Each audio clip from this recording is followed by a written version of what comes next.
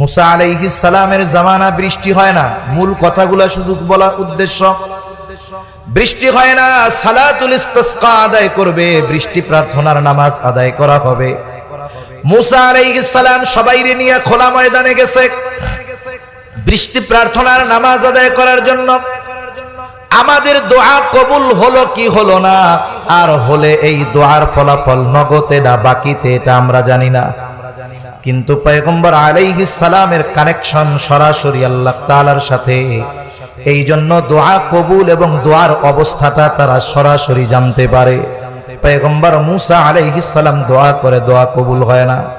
আল্লাহ তাআলা জানায় দিলেন, পয়গম্বর আপনার এই লোকগুলার মধ্যে একজন লোক আছে বড় নাফরমান, ওই লোকটা যদি এখান থেকে বের না হয়ে যায় তাহলে আপনাদের দোয়া আল্লাহর কাছে কবুল হবে না। ওই ব্যক্তির কারণে বৃষ্টি হচ্ছে না, এটারে সরাইতে হবে।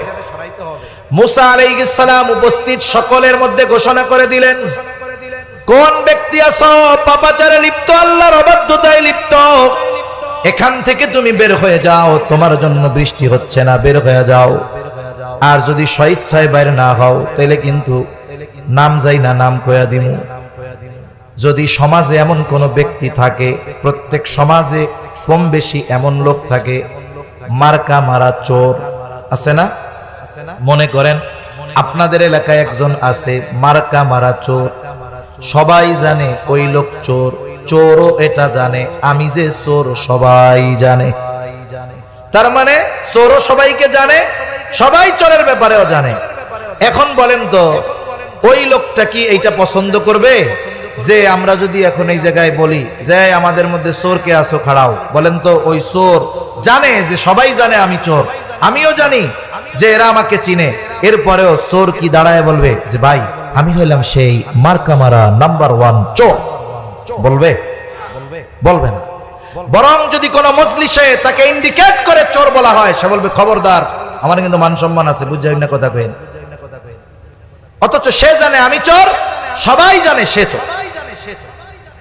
কোন ব্যক্তি যতই পাপ করুক না কেন তার পাপ সমাজে প্রকাশিত হয়ে যাক, এটা কেউ চায় না। ওই ব্যক্তি এবার আল্লাহর কাছে দিলের ভাষায় বলে, আল্লাহ এত পাপ করেছি আপনি গোপন রেখেছেন মালিক, আজকে যেন আমার পাপটা ফাঁস না হয়ে যায়।